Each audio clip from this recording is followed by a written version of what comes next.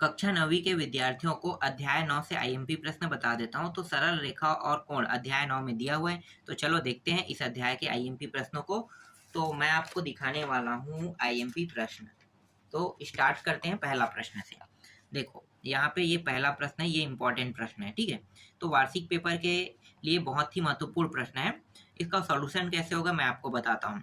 देखो यहाँ पे एक्स और वाई का मान ज्ञात करने के लिए कहा है और ए समांतर है सी डी, मतलब ये ए बी और सी डी दोनों क्या है, समांतर रेखाएं बोल रहे हैं, ठीक है। समांतर रेखा है तो ये दोनों समांतर है, तो यहाँ पे जो x है और ये जो 30 है ये दोनों बराबर होगा, लेकिन कौन से नियम के तहत? नियम जो है एकांतर कोण नियम, ठीक है। एकांतर कोण नियम क्या होता है, देखो यहाँ पे मैं आपको बताता हूँ। ये जिग जैग जैसा दिखाई दे रहा है ना, तो ये कोण जितने अंश का होगा उतने अंश का कोण ये भी बनाएगा, ठीक है। तो प्रश्न में यहाँ पे x दिया हुआ था और यहाँ पे 30, तो x का मान कितना हो गया, 30, ठीक है। तो इसी तरह से x का मान यहाँ पे रखा है 30, ठीक है। अब क्या करना है, अब इसके बाद y का मान निकालना है। x का मान आ गया, तो y का मान कैसे निकालोगे? y के मान निकालने के लिए आपको ये दोनों, ठीक है, ये दोनों कोण को क्या करना है, जोड़ देना है। जोड़ोगे ये दोनों कोण तो y का मान प्राप्त हो जाएगा। तो y बराबर इस तरह से जोड़ेंगे, 30 में x का मान कितना है, 30 निकला है ना, तो 30 45, y का मान 75 आ गया। तो x और y के दोनों वैल्यू यहाँ पे प्राप्त हो गया। चलो आगे देखते हैं दूसरा प्रश्न। देखो ऐसे प्रश्न अगर दिया है तो कैसे सिद्ध करोगे? ये सिद्ध करने वाला है कोण ECA बराबर कोण EDB सिद्ध करके लाना है। तो सबसे पहले यहाँ पे ये दोनों कोण जो है बराबर है कह के बता दिया गया है, ठीक है। अब एक त्रिभुज में देखो, एक त्रिभुज नहीं कह सकते, रेखा देखो, ए और बी रेखा, ए बी रेखा को ये वाला जो रेखा है क्या कर रहा है, प्रतिच्छेद कर रहा है, काट रहा है। तो एक सरल रेखा का मान होता है 180 अंश। कितना होता है, 180 अंश।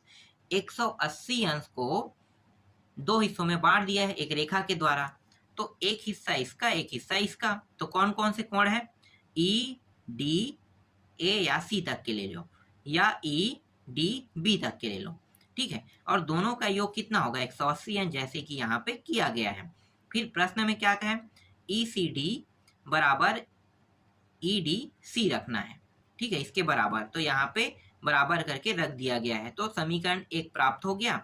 अब क्या करेंगे, ये जो ए बी रेखा है इसको सी ई रेखा दो हिस्सों में प्रतिच्छेद करेगी, तो दूसरा समीकरण इस तरह से बन जाएगा, ठीक है। अब दोनों समीकरणों की तुलना कर दो। तुलना करेंगे तो ये सेम है, कट गया, ये दोनों सेम है, कट गया, बचा क्या, ये दोनों बस बचेगा। तो देखो उत्तर आपका आ गया, यहाँ पे सिद्ध हुआ। चलो नेक्स्ट प्रश्न देखते हैं, तीसरा प्रश्न।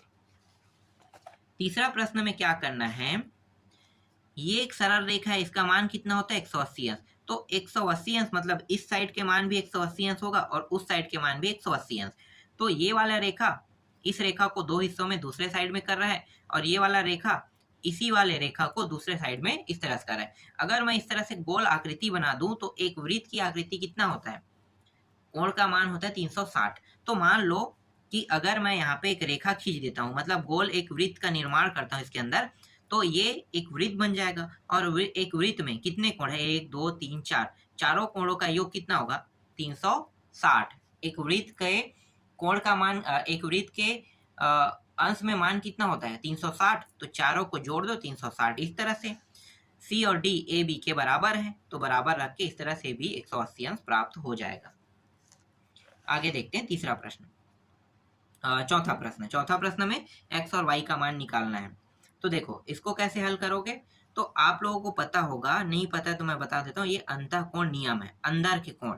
देखो ये इसके हिस्से में आ रहा है, ये भी और ये भी, तो इन दोनों कोणों का योग होता है 180 अंश। जैसे कि यहाँ पे किया गया है, जोड़ के 180 अंश लिख दिया है। तो x का मान जब हल करोगे तो प्राप्त होगा 29। x का मान कितना प्राप्त हो गया, 29।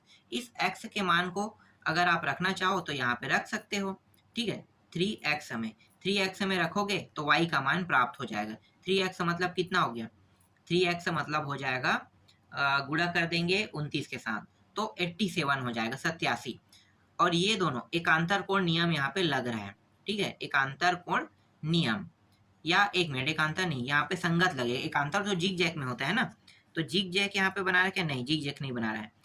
सेम कोण, ये वाला एक ही रेखा में है, मतलब क्या बनेगा, संगत कोण। तो y का मान 3x के बराबर है, मतलब 3x बराबर 3 गुणित x कितना होगा 87, तो y का मान आ गया 87। चलो आगे देखते हैं पांचवा प्रश्न। पांचवा प्रश्न में देखो x का मान निकालने के लिए कहा है, तो x का मान निकालोगे तो यहाँ भी अंतःकोण नियम लगा दो, x y का योग कितना होगा 180 अंश। ठीक है, 180 अंश हो जाएगा जैसे कि यहाँ पे किया है। ठीक है, 180 अंश हो गया। अब क्या करेंगे, अब y और z को दोनों को जोड़ देते हैं, दोनों का योग भी 180 अंश होगा। ठीक है, 180 अंश इसका भी हो जाएगा। अब k लगा दिया है, यहाँ पे देखो प्रश्न में दिया है YZ बराबर 3:7, तो y और z के मान को लिखते हैं प्रश्न के हिसाब से, k लगा देते हैं, तो ये हो जाएगा 3k और 7k हो जाएगा। दोनों को जोड़ेंगे तो कितना होगा, दोनों का योग यहाँ पे मान रख देते हैं, 180 अंश हो जाएगा। k का मान आ गया 18, इस 18 को 7 के साथ गुणा कर दो 126, तो x और z का मान आ गया 126 अंश। ठीक है, तो z का ही मान पूछा, x का मान पूछा था, x कोण, तो x कोण मान 126 अंश आपका उत्तर होगा। फिर ऐसे प्रश्नों को देखो, ये प्रश्न x और y के मान निकालना है, तो इसका मान कितना है 180 अंश है, इसका मान पता नहीं है, x दिया है ना, तो x दिया है तो 180 में घटाओ कितना आएगा 40, 40 आ गया। अब जब 40 आ गया और यहाँ पे आपको एक त्रिभुज दिखाई दे रहा है, तो दो कोणों का मान पता है, तीसरा कोण निकाल सकते हैं।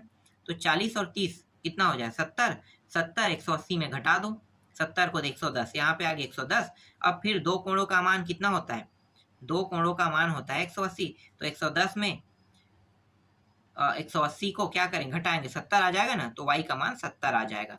तो y का मान 70 आया, इसका मान 40 आया। मैं आपको उत्तर दिखा देता हूँ शॉर्टकट तरीके में, देखो ऐसे ही मैंने बना दिया। ठीक है, यहाँ पे आप सोल्यूशन देख सकते हो, ये रहा x का मान और y का मान। अब ऐसे प्रश्नों को कैसे बनाओगे, यहाँ भी x y का मान बताना है, तो देखो यहाँ पे 3y दिया है और जितना यहाँ पे मान दिया उतना ही मान यहाँ भी रहेगा। और जिग जैग अगर नियम लगाते हो, जिसे हम क्या कहते हैं, जिग जैग नियम का मतलब है एकांतर कोण नियम, इस तरह से जिग जैग बन रहा है, तो ये जितना है उतना ये भी रहेगा, बिल्कुल रहेगा। और अगर ध्यान दो तो ये जितना है उतना ये भी रहेगा, मतलब ये तीनों एक बराबर है। जिग जैग नियम में देखो ना, ये तीनों एक बराबर है, तो ये और ये जितना है उतना ये भी होगा। तो पहले इन दोनों को सॉल्व कर लेते हैं। तो 3y बराबर 105, तो y बराबर 3 से 105 को भाग देंगे तो कितना प्राप्त होगा, भाग देने पर आ जाएगा, एक मिनट कितना आएगा 35 आएगा ना, 35 प्राप्त हुआ। ठीक है, तो इसका मान निकल गया 35, किसका, y का मान 35 आ गया। और इसका मान भी कितना होगा 105, ये रहा 105। अब दो कोणों का मान पता है, इसका मान मैं निकाल सकता हूँ, इन दोनों को जोड़ के 180 में घटा दो, घटाओगे तो कितना आ जाएगा 51, तो x का मान आ गया 51। सॉल्व कैसे करना है देखो, यहाँ पे मैं आपको सॉल्यूशन दिखा देता हूँ। x का मान 51 और y का मान 35, जैसे मैंने कहा है वैसा ही हल करना है, तब ये हल होगा। अब यहाँ पे देखो आठवां प्रश्न, त्रिभुज के तीनों कोण क्रमशः दिए हुए हैं और तीनों कोणों को अगर जोड़ दें तो कितना होगा 180 अंश। जोड़ दो तीनों को, कुछ नहीं करना है, जोड़ोगे तो आसानी से मान निकल जाएगा। x का मान, x का मान कितना है 21। अब पहला दूसरा तीसरा तीनों कोणों को साथ बारी बारी से x का मान रख के हल करोगे तो ये उत्तर प्राप्त हो जाएगा। फिर यहाँ पे देखो नौवां प्रश्न, इस प्रश्न में चित्र में थोड़ा सा गड़बड़ी था जिसे मैंने सुधार दिया है। यहाँ भी x y का मान निकालना है। चलो सबसे पहले क्या करेंगे, बड़े वाले जो त्रिभुज है ना उसको हल करते हैं। तो बड़े वाले त्रिभुज में यहाँ पे 40 दिया है, y का मान नहीं दिया है और यहाँ पे इसका मान नहीं दिया था, लेकिन ये एक लंब है, यहाँ पे बता दिया है ना प्रश्न में, लंब है मतलब 90 अंश होगा। तो दो कोणों का मान पता है, मतलब तीसरा कोण आसानी से निकाल सकते हैं। तो y का मान, y मत कहो, इसे x कहो, क्योंकि ये ओरिजिनल नाम x है, दो जगह y नहीं हो सकता, एक x रहेगा एक y रहेगा। तो y का मान आ गया 50, y नहीं x बोलो, ठीक है, इसे x का मान आ गया 50। अब y का मान निकालो, तो y का मान कैसे निकालोगे, इन दोनों को जोड़ देंगे, तो जोड़ेंगे तो इस कोण का मान निकल जाएगा, तो जोड़ेंगे इस कोण का मान 100 कितना आया, इस कोण का मान आ गया 100 आया। और यहाँ पे देखो एक रेखा है, इस वाले का 100 है, तो 180 में 100 को घटा दो तो 80 आ जाएगा, तो इसका मान आ जाएगा 80। तो x का मान 50 और y का मान 80। देखो सॉल्यूशन कैसे करना है, इस तरह से मैंने शॉर्टकट में बना दिया इस प्रश्न को, ठीक है, इस तरह से सॉल्यूशन करना है। फिर दीर्घोत्तरी प्रश्न देखो, दीर्घोत्तरी प्रश्न में यहाँ पे देखो ये वाला प्रश्न कैसे हल करोगे, चलो इसको देखते हैं। यहाँ पे बता दिया पहले से x माइनस वाई बराबर 80 रखना है, ठीक है। तो बस क्या करना है, चित्र को देखना है। तो चित्र मैं आपको दिखाता हूँ, ये वाला चित्र, ठीक है। इस वाले चित्र में ये दोनों कोणों का योग कितना होगा 180, दोनों को जोड़ दो, जोड़ेंगे तो ये आ गया। और पहले से ही प्रश्न में x माइनस वाई 80 अंश दिया हुआ है, तो 80 को क्या करेंगे, दूसरा समीकरण लिख लेंगे, दोनों को क्या करने वाले हैं, जोड़ देंगे, जोड़ेंगे तो x का मान आ जाएगा 130। ठीक है, x का मान 130 आ गया। अब इन दोनों समीकरणों में से किसी में भी रखो x का मान को, y का मान ऑटोमेटिकली निकल जाएगा। ठीक है, सिर्फ हल बस करना है। ये रहा y का मान 50। ठीक है, चलो आगे देखते हैं। इसके बाद देखो दूसरा प्रश्न, इस तरह से प्रश्न दिया रहेगा। ठीक है, इसमें निकालना क्या है, एकांतर अंतःकोण बराबर होते हैं सिद्ध कीजिए, सिद्ध करना है। तो इसको कैसे सिद्ध करोगे, तो देखो यहाँ पे इसका उत्तर मैं आपको दिखाता हूँ इस तरह से। ठीक है, ये काफी लेंदी प्रक्रिया है, इसे जितना मैं बारीकी से बताऊंगा उतना ही अच्छा समझ में आएगा। तो ये वाला अगर प्रश्न आपको देखना है तो सीधा अध्याय 9 में जाइए, वहां से आप लोग इसे देख सकते हो, वहां पे मैंने बारीकी से बताया है। ठीक है, आगे आते हैं। इसके बाद सिद्ध कीजिए में ये वाला प्रश्न भी आपको देखना है। ठीक है, इसका भी उत्तर मैंने अध्याय वाले टॉपिक में बता दिया, तो सिर्फ यहाँ पे मैं आपको बता रहा हूँ। ठीक है, समझाऊंगा तो काफी लंबा जाएगा वीडियो, और दिक्कत ये है कि समझाने में नॉर्मली नहीं समझाया जा सकता, जब तक कि मैं बारी बारी से आपको ना बताऊं तब तक ये समझ में नहीं आएगा। तो इसके लिए आपको अध्याय के वीडियो में जाना ही पड़ेगा। ठीक है, उत्तर देख लिए इसके भी। चलो आगे दिखाता हूँ। और आईएमपी में देखो ये वाला प्रश्न।